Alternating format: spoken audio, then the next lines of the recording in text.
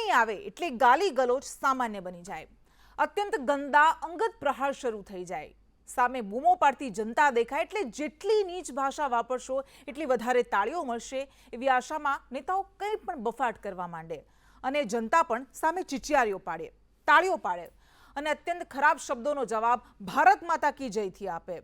ભારત માતાને પણ લજવે આ નેતાઓ અને જનતા. આ દેશ ભાષા અને સંસ્કૃતિ પર ચાલનારો દેશ છે. એક બાજુ દેશની વાતો કરવાની અને બીજી બાજુ એ જ સંસ્કૃતિના ભાષણોમાં ધજ્જિયા ઉડાવવાના. પ્રધાનમંત્રીને મોતના સોદાગરથી માંડીને ઝેરીલો સાપ કહી દેવાય છે તો સોનિયા ગાંધીને જર્સી ગાય, ઇટાલિયન માથી માંડીને વિષ કન્યા તો કેજરીવાલને ભોરિંગ સાપ.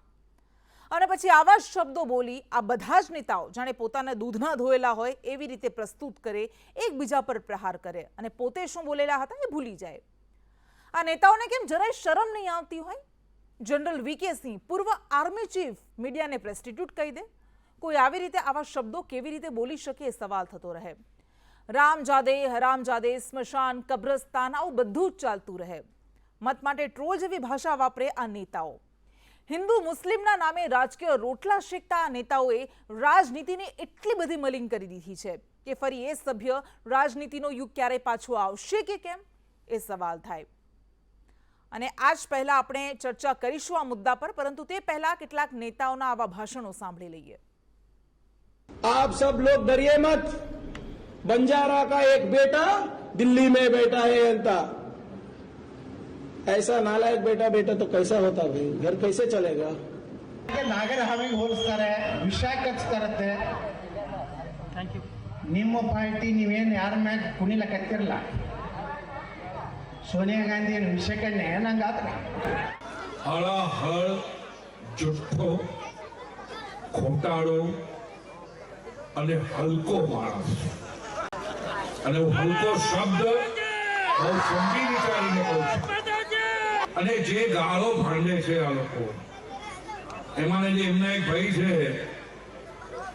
એને તો મોઢા ઉપર ડાયપર પહેરવાની જરૂર છે, બાળો ક્યાં પહેરવાની જરૂર છે. માણસ જે પ્રમાણે બેફામ બોલે છે અને મજા જુઓ, આ માણસ કેટલો ઝેરીલો છે એનો તમે વિચાર કરો. ઝેરીલો એટલે આ બોરિંગ છે, બોરિંગ છે. આમાં એક નંબરનો સાપ છે, આપ નથી સાપ છે. અને આમાં અમે એ ભાષણો તો સંભળાવ્યા પણ નથી કે જેમાં કોમી નફરત ઓકવામાં આવતી હોય, કોમી ઝેર ઓકવામાં આવતું હોય માત્ર પોતાની રાજનીતિ કરવા માટે. આ જ મુદ્દા પર આપણે ચર્ચા કરીશું. આપણી સાથે ભારતીય જનતા પાર્ટીમાંથી અનિલ પટેલ જોડાઈ ગયા છે, કોંગ્રેસમાંથી નિશાંત રાવલ જોડાઈ ગયા છે અને રાજકીય વિશ્લેષક વાસુદેવ પટેલ જોડાઈ ગયા છે. આપ ત્રણેયનું સ્વાગત છે. સૌથી પહેલા અનિલભાઈ, શરૂઆત આપનાથી કરવી છે. જ્યારે કોઈ વિપક્ષ દ્વારા આવા પ્રહાર કરવામાં આવે, આવી ભાષા વાપરવામાં આવે, એ બિલકુલ સાંખી ન લેવાય અને બિલકુલ જસ્ટિફાઈ ન જ કરી શકાય, હું પહેલેથી સ્પષ્ટ કરું છું. પરંતુ જ્યારે સામા પક્ષેથી કોઈ આવા પ્રહાર આવે ત્યારે તમે સિમ્પથી ગેઇન કરવા માટે એવું કહો છો કે આટલી બધી ભાષા, આટલી બધી ગાળો આપી, 91 ગાળો આપી અમને, અને એ રીતે તમારી રાજનીતિ ચમકાવવાની કોશિશ કરો છો. તમારા નેતાઓના બોલેલા શબ્દો તમે કેમ ભૂલી જાઓ છો?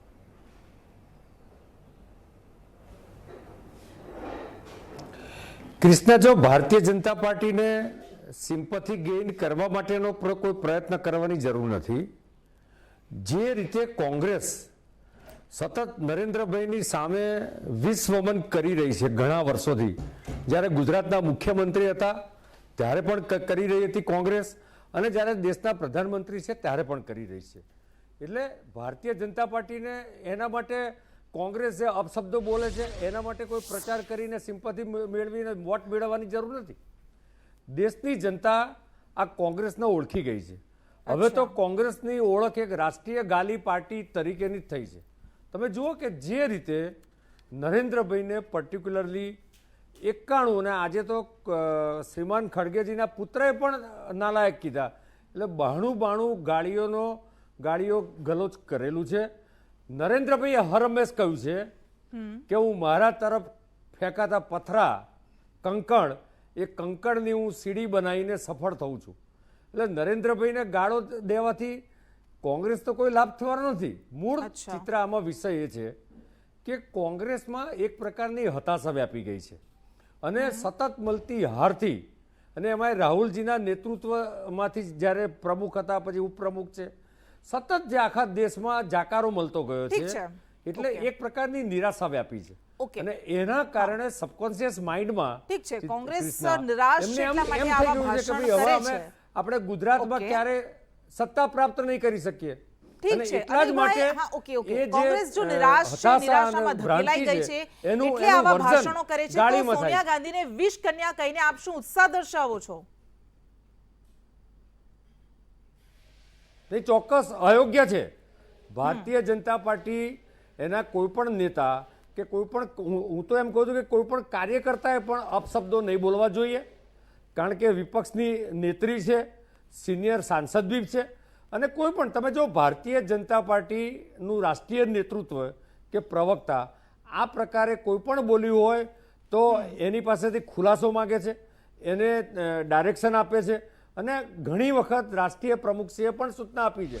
તમે જો ભૂતકાળમાં શરૂઆતમાં 2014થી 19 વચ્ચે આપણે યુપી અને બિહારના કેટલાક ભાજપના નેતાઓ કેટલાક યોગ્ય શબ્દોનો ઉપયોગ નહોતા કરતા તો પાર્ટીએ એમને સોકોઝ નોટિસ પણ આપી છે અને આજે એમાં ઘણું બધું પરિવર્તન આવ્યું છે. અચ્છા. ભારતીય જનતા પાર્ટીનું નેતૃત્વ આ પ્રકારના કોઈ પણ શબ્દો એ ભાજપના હોય કે વિપક્ષના હોય એ સાંખી લેવા ક્યારે પણ તૈયાર નથી.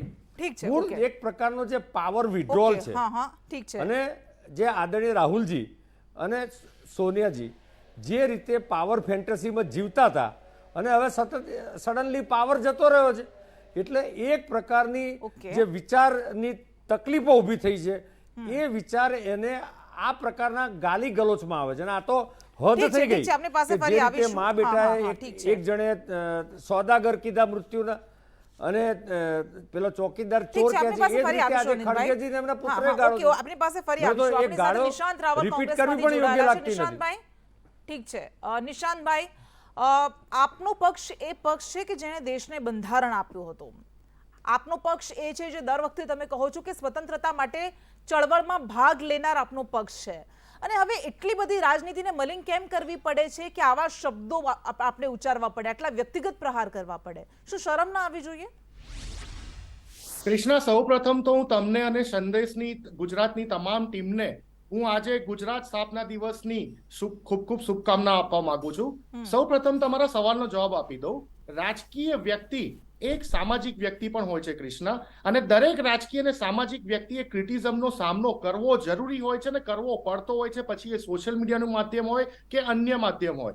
પરંતુ સાથે સાથે ભારતીય રાષ્ટ્રીય કોંગ્રેસ તરફથી હું એ વાતને પણ વખોડી કાઢું છું કે આપણા દેશના કોઈ પણ નેતા કે કોઈ પણ પ્રધાનમંત્રી કે કોઈ પણ મંત્રી વિશે કોઈ પણ પાર્ટીના વ્યક્તિઓ જ્યારે રાજકારણ સાથે સક્રિય રીતે જોડાયેલા હોય તો એમને એવો કોઈ બંધારણીય અધિકાર નથી કે અપશબ્દોનો ઉપયોગ કરે. પરંતુ મને માત્ર 20 સેકન્ડ આપજો કૃષ્ણા, હું તમને એક ક્લિપ સંભળાવવા માંગુ છું, જો તમારા સુધી મારો અવાજ પહોંચતો હોય તો. હા, खास करके हम राजनेताओं ने डॉक्टर साहब से बहुत कुछ सीखने जैसा है.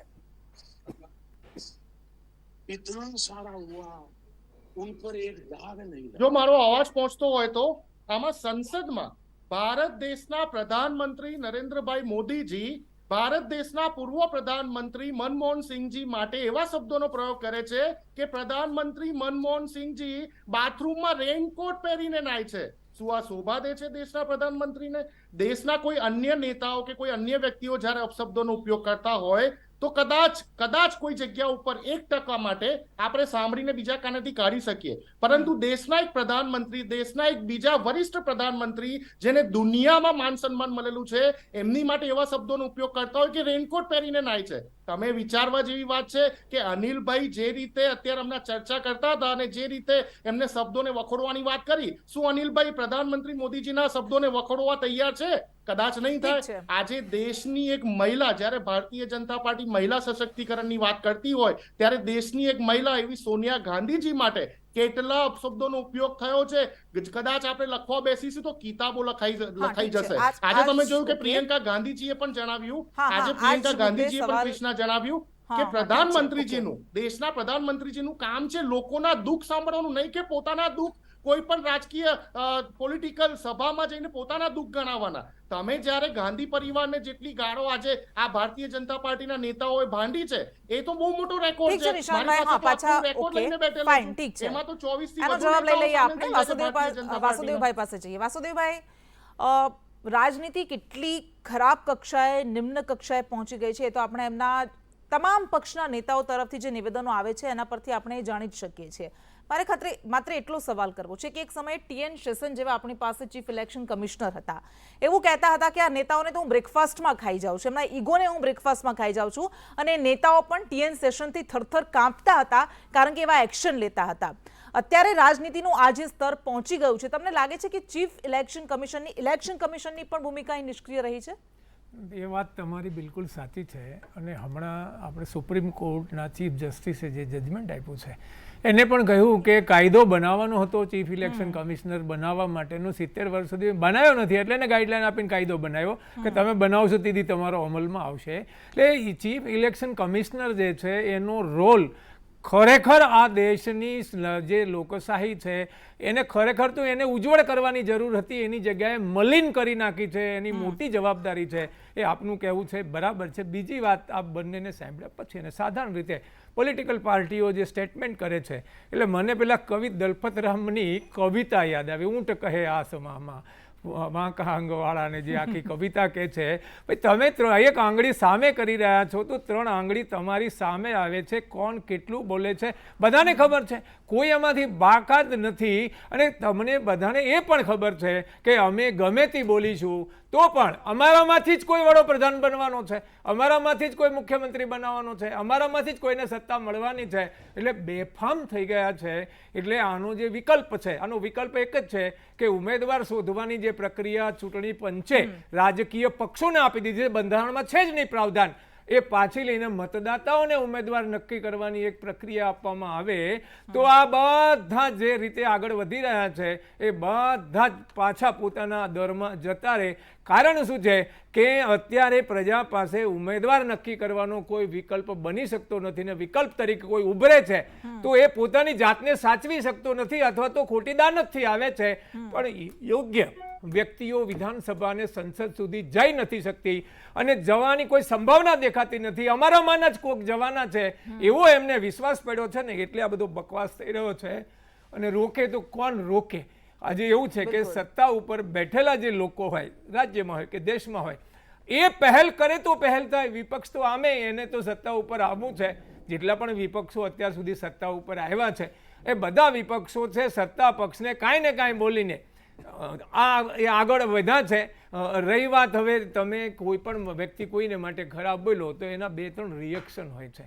એક રિએક્શન એવું હોય છે કે એની સામે પથ્થર મારી દેવો, બીજું રિએક્શન એવું હોય છે કે એમાંથી લાભ ઉઠાવો, સિમ્પથી મેળવવી, અને ત્રીજું ઓપ્શન એવું હોય છે કે ભાઈ આ તો હાથીની ચાલ છે, જેને જે બોલવું હોય બોલે, હું તો મારી રીતે જ ચાલીશ. આ 3 સિસ્ટમ છે. હવે ત્રીજી સિસ્ટમ દેખાતી નથી વધારે. ત્રીજી સિસ્ટમ નથી દેખાતી. કારણ શું છે કે જે પોલિટિકલ પાર્ટીનું હાઈકમાન્ડ પોતે જેને કહેવાય ભ્રષ્ટાચારીનો જેને કહેવાય શિરમોર છે, એ એવા ઉમેદવારો જેવા આપે છે કે એમાંથી એવો નેતા પેદા જ ના થાય. એટલે આ સમસ્યા છે કે એની પેદાઈશ બંધ થઈ. ઠીક છે, ફરી આપણે પાછા અનિલભાઈ પાસે જઈએ. અનિલભાઈ, આ ખૂબ જ એક મોટી વાત હતી કે એટલા માટે આવું નથી થવાનું કારણ કે આપને ખબર છે કે આવી જ ભાષાનો ઉપયોગ કરીને આપણે ટોચ પર પહોંચવાના છીએ. નેતાઓ આશ્વસ્ત થઈ ગયા છે કે જો તમારે ટોચ પર પહોંચવું છે તો આવી ભાષાનો તો ઉપયોગ કરવો જ પડશે. આપ સત્તા પક્ષ પર છો 10 વર્ષથી, હવે 10 વર્ષ પૂરા થવાના છે આવતા વર્ષે. આપની જવાબદારી નથી બનતી કે રાજનીતિને વધારે મલિન કરવાની જગ્યાએ થોડી સુધારી શક્યા હોત? પણ અહીંયા તો એવું લાગે છે કે આવું ને આવું થતું રહે છે. પથ્થર સામે પથ્થર ફેંકો, કાં તો ન પથ્થર ફેંક્યો હોય તો સામેથી ફેંકો જેના કારણે સામે આવે અને પછી એનો રાજકીય ફાયદો ઉઠાવો. આ અટકાવી ન શકાય શું?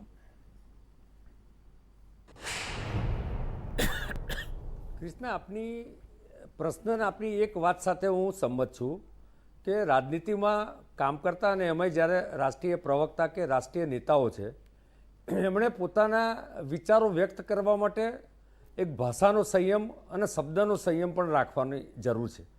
અને કેટલાક રાજનીતિક કટાક્ષ પણ હોય છે અને રાજનીતિક કટાક્ષ રજૂ કરવાના, વ્યંગ રજૂ કરવાના પણ અનેક રીતો હોય છે, અનેક માધ્યમો પણ હોય છે.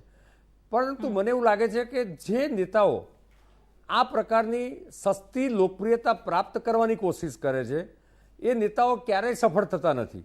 અને તમે દેશની રાજનીતિનો ઇતિહાસ જુઓ કે આવા લોકોના સમર્થક પણ ખૂબ નાની સંખ્યામાં હોય છે અને આ બધા લોકો ખોવાઈ જતા હોય છે રાજનીતિમાં. રાજનીતિમાં પ્રજાને આ પ્રકારનું વર્તન કોઈ પણ પોલિટિકલ પાર્ટી કરતી હોય તો એ કદાચ પસંદ નથી, પરંતુ હું એવું તમે માનું કદાચ છું જે કે કહો છો એના કરતાં પોલિટિકલ અનિલભાઈ ઉલટું પાર્ટીમાં ચિત્ર દેખાય છે. કરતા લોકોએ હા, ઠીક છે. તમે કહો છો કે આવા શબ્દો નથી, વાપરે કૃષ્ણા, એમના એવું નથી. તમે સમર્થકો બહુ overall ઓછા હોય છે, તમે પણ gross- ખરેખર તો વાસ્તવિકતા ખૂબ ઉલટી દેખાય છે એના કરતા. જે આવા શબ્દો વાપરે છે વધારે એમને જન સમર્થન ના, મળે છે ના, ને ના, એટલા ના, માટે ચિત્રા, જ્યારે આવા તમારું શબ્દો વપરાય કદાચ- ત્યારે ભારત માતા કી જય અને જય શ્રી રામના નારા લાગતા હોય છે સામે. ચિત્રાજી તમારું ઓબ્ઝર્વેશન અચ્છા, ચિત્રાજી તમારું ઓબ્ઝર્વેશન એક ટૂંકા ગાળાના કંઈક ચોક્કસ દાખલાઓ પૂરતું છે. મારો અચ્છા. રાજનીતિનો 40 વર્ષનો અનુભવ છે ઓકે. અને હું ચોક્કસ કહીશ કે આ પ્રકારની સસ્તી રાજનીતિ કરતા લોકો ક્યારે ફાવતા નથી. અને રાજનીતિમાં આગળ વધવું હોય તો તમારે લોકોના દિલ જીતવાના હોય છે, લોકોના મન જીતવાના હોય છે, લોકોના કામ કરવાના હોય છે. તમે અચ્છા. નરેન્દ્રભાઈને જે રીતે ગાળો પડી છે એ ગાળો, અને હું તમને કહું વાજપેયીજીને પણ હું ગઈકાલે જ સાંભળતો હતો યુટ્યુબ પર, લોકસભામાં જે તે સમયે વિપક્ષના નેત્રીએ જબરદસ્ત આક્ષેપો, આરોપો અને એટલું બધું કહ્યું છે. એનો વાજપેયીજીએ પણ વ્યંગાત્મક રીતે એવો જવાબ આપ્યો છે કે લોકસભાના ફ્લોર પર કોઈ બોલી ન શકે. તો આ પ્રકારે એક પદ્ધતિ હોય છે, પરંતુ તમે સતત વિશ્વમન અને રાષ્ટ્રીય નેતૃત્વમાં કોંગ્રેસમાં શું થયું છે કે રાહુલજી જ એ રીતે એમના શબ્દોનો પ્રયોગ કરે છે. ઠીક છે. સોનિયાજીએ તો 1-2 વાર કર્યો, પરંતુ રાહુલજીના મનમાં સતત જે રીતે સત્તાથી વિમુખ થયા છે, ઓકે, અનિલભાઈ, એટલે હા, કોંગ્રેસમાં ઠીક છે. આ જે વિમુખી થઈ છે એક સવાલ એ સત્તાની, પ્રિયંકા એના ગાંધી કારણે એવું વિડ્રોલ કહ્યું, સિમ્ટમ આવ્યા ઠીક છે. છે. પ્રિયંકા ગાંધી એવું કહ્યું કે તમે એવું કહો છો કે અમને 90 ગાળો પડી, અમને 100 ગાળો પડી. જો કોંગ્રેસમાં ગાંધી પરિવારને અથવા તો કોંગ્રેસ પક્ષ પર અથવા તો કોંગ્રેસના મોટા નેતાઓ પર જે ગાળો અથવા અપશબ્દોનો ઉપયોગ કરાયો છે એ અમે નોંધાવા બેસીએ તો 1, 2, 3 ની ઘણી બધી પુસ્તકો નીકળે. જો કૃષ્ણા, પ્રિયંકાજીનું પણ હું સન્માન કરું છું, એક રાષ્ટ્રીય કોંગ્રેસના નેતા છે, પરંતુ આખો દેશ અને આખા દેશના બધા જ બુદ્ધિજીવીઓ, ચિંતકો જાણે છે કે નરેન્દ્રભાઈ પ્રત્યે જે કોંગ્રેસ અને એમાંય ખાસ કરીને ગાંધી ફેમિલીની જે ધૃણા છે એ ધૃણા સોનિયાજી અને રાહુલજીમાં દેખાય છે. અને એટલા જ માટે શ્રીમાન ખડગેજી હોય કે જયરામ રમેશ હોય કે અનેક નેતાઓ કોંગ્રેસના એમની પોતાની ગુડ બુકમાં આવવા માટે સોનિયાજી, રાહુલજીની આ પ્રકારના પ્રયત્ન કરે છે. અને ખરેખર તો આ એક પ્રકારનો સેલ્ફ ગોલ છે કૃષ્ણા. ઓકે, ઠીક છે. કોંગ્રેસે જ્યારે આ રીતે શબ્દાવલીનો ઉપયોગ કર્યો છે ત્યારે એ હિટ વિકેટ થઈ છે. ઠીક છે, છતાં પણ ઓકે. એ કોંગ્રેસ કર્ણાટકમાં હવે આમાંથી આપણે કોઈ જોઈશું બોટ પર કે લેતી શું નથી. થવાનું છે, કારણ આશ્ચર્યની કે વાત તમામ એ છે. પક્ષો તરફથી અને એવા નિવેદન આવ્યા છે સામે. એટલે હવે જનતા ખરેખર મુદ્દાઓ પર વોટ કરે છે કે પછી આ જ બધી મલિન રાજનીતિ પર વોટ કરે છે, આપણે જોઈશું. પરિણામો આવશે એટલે ખબર પડશે. નિશાંતભાઈ, કેમ એવું થાય છે કે આ સિલસિલો ક્યારેય અટકતો નથી? પેલા મણિશંકર અય્યર હતા, દિગ્વિજય સિંહ હતા, શશી થરૂર ક્યારેક એવા શબ્દો વાપરતા હતા, અને હવે મલ્લિકાર્જુન ખડગે, એમના પુત્ર અને અન્ય નેતાઓ વાપરવા લાગ્યા છે. શું ક્યારેય આ હરોળ તમે તોડશો ખરા? ક્યારેય એવી કક્ષાની ગુણવત્તાની રાજનીતિ આવશે ખરા કે જેમાં મુદ્દાઓ પર વાત થાય? કૃષ્ણા, સૌથી ઇમ્પોર્ટન્ટ વાત એ છે કે ઇમોશનલ કાર્ડ, ભારતીય જનતા પાર્ટીની આદત પડી ગઈ છે ઇમોશનલ કાર્ડ રમવાની. જેવી રીતે પ્રધાનમંત્રીજી અને રાષ્ટ્રીય ભારતીય જનતા પાર્ટીના નેતાઓ જ્યારે આવા અપશબ્દોને ચોરીને ચીકણું કરીને જ્યારે રાજકીય સભાઓમાં જ્યારે ચૂંટણી ટાણે એનો ઉપયોગ કરતા 1 મહિનો, 2 મહિનો, 3 મહિના સુધી ખેંચતા હોય છે કે મને કોઈએ ગાળ આપી, મને કોઈએ ગાળ આપી, મને કોઈએ ગાળ આપી, તો એ સાબિત કરે છે કે વોટ બેંકની રાજનીતિ રમવામાં આવે છે.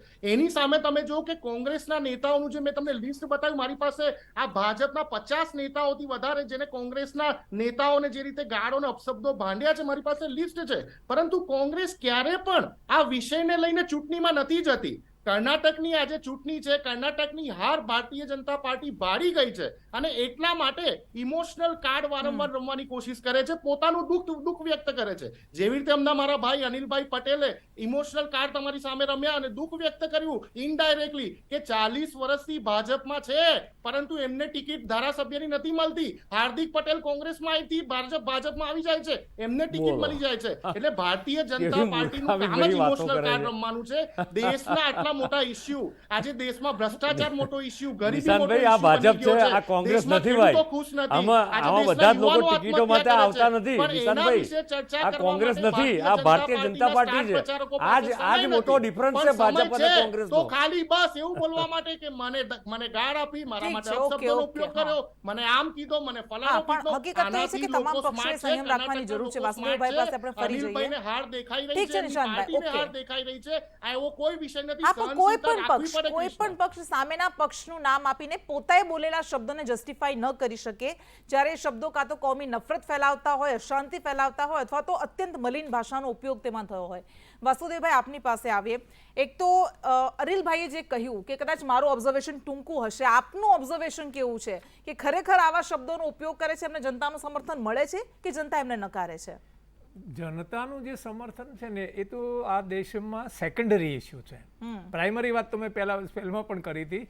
પ્રાઇમરી જે વાત એ છે કે પોલિટિકલ પાર્ટીના હાઈકમાન્ડને જે ખુશ કરે છે એ વ્યક્તિ કાં પાર્ટીમાં નેતા બને છે અને કાં એ ટિકિટ મેળવીને ધારાસભ્ય, સંસદ સભ્ય બનીને નેતા બને છે.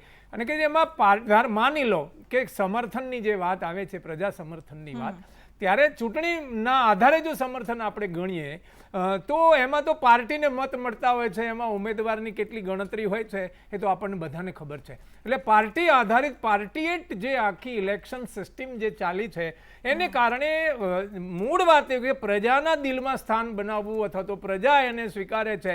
આમાં એવું હોય છે કે તાળી પાડનાર 5-25 લોકો હોય છે. આમાં શું સભામાં જે આવ્યા હોય સ્વાભાવિક રીતે એમના ઇન્ફ્લુઅન્સના જ લોકો હોય છે, એટલે તાળી પાડી દે એ વાત જુદી છે. પણ મૂળભૂત રીતે આમ મતદાતા છે આ બધું પસંદ નથી કરતો, નક્કી છે, પણ એને ઉમેદવાર નક્કી કરવાની તો એની પાસે પસંદગી છે નહીં. એટલે પસંદગી જેની પાસે છે એવું હાઈકમાન્ડ ને હાઈકમાન્ડ, એ વાત બિલકુલ સાચી છે કે પોલિટિકલ પાર્ટીનું હાઈકમાન્ડ પોતાની જીતની ગણતરીઓ ઉપર અને પોતાને વફાદાર રહેનાર લોકો ઉપર જ પસંદગી ઉતારતું હોય છે અને એને આધારે જ સંગઠનો ચાલે છે, એના આધારે જ ટિકિટો વેચાય છે અને સરકારોના મંત્રીમંડળો બને છે. હું ખૂબ એવા સિનિયર લોકોને જે ખરેખર સાચા અર્થમાં સારો કાર્ય કરતા હોય, સાચા અર્થમાં લોકહિતનું કામ કરી શકતો હોય, એની કેપેબિલિટી હોય એડમિનિસ્ટ્રેટિવલી, તો પણ એવો માણસ ક્યારેય આગળ દેખાતો નથી. આ નક્કી વાત છે. એટલે આખી જે વાત જે છે આ દેશમાં બંધારણમાં નથી એવી જે રાજકીય પક્ષના હાઈકમાન્ડ પાસે ઉમેદવાર નક્કી કરવાની સિસ્ટમ જતી રહી છે એ દુર્ભાગ્ય છે. અને દુર્ભાગ્યના કારણે આ બધાને આ ખેલ કરવાનો સમય મળી ગયો છે કે હું નહીં તો તું, તું નહીં તો મારો ભાઈ, આમ કરીને આ જે સિસ્ટમ ડેવલપ થઈ છે એ મૂળભૂત રીતે આ દેશનું ધનોત્પનોત કાઢી નાખે એવી દિશામાં જઈ રહ્યું છે. એટલે આ દેશના લોકોએ, મતદાતાઓએ ફેર વિચારણા કરવાની જરૂર છે કે બંધારણ પ્રમાણે જવું કે આ ક્યાં સુધી તમે આ ખોટું ચલાવશો.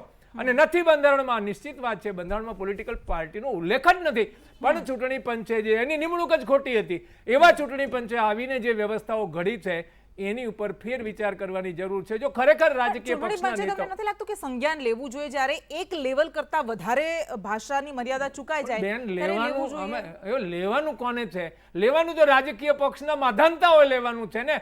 રાજકીય પક્ષનો માધાનતા આવા ખેલ કરીને, કોક છે ધૃણા ઉત્પન્ન કરીને, કોક કરુણા ઉત્પન્ન કરીને, કોઈ પોતાની લાચારી દર્શાવીને મત લેવાનું જે આખું ભાવનાત્મક મોજા ક્રિએટ થઈ રહ્યા છે એની તો આ સમસ્યા છે. ને એ સમસ્યા એના ઉપયોગ કરીને જે લોકો સત્તામાં આવે છે એ શું કામ સંજ્ઞાન લે? તમને કહો તો ખરા, એને તો સત્તા મળે છે. એટલે આખી વાત જે છે સ્વાર્થના બેઝ ઉપર જતી રહી છે.